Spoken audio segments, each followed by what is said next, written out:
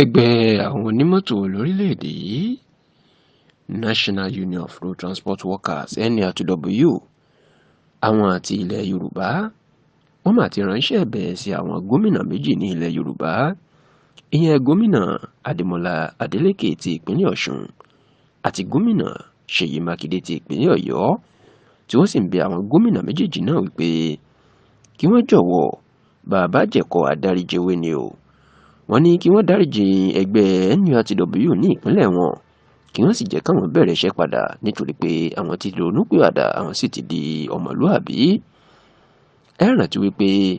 ní gbogbo ilẹ̀ Yorùbá gómìnà Ṣèyí Mákindé ló kọ́kọ́ fagilé ẹgbẹ́ NURTW nígbà tó ní wàhálà wà láàrin wọn tó sì gbé ètò wọn ń pè ní park management system ìyún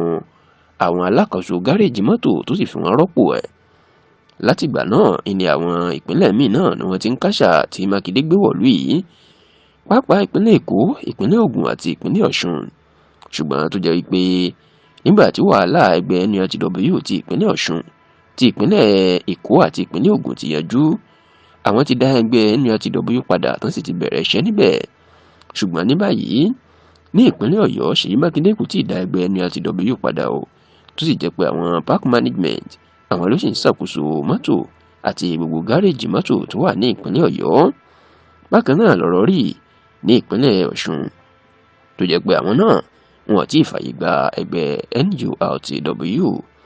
Ṣá ò nígbà tí wọ́n ń ṣe ìpàdé wọn ní ìlú Òṣogbo ìyẹn àwọn ẹgbẹ́ NURTW ti ilẹ̀ Yorùbá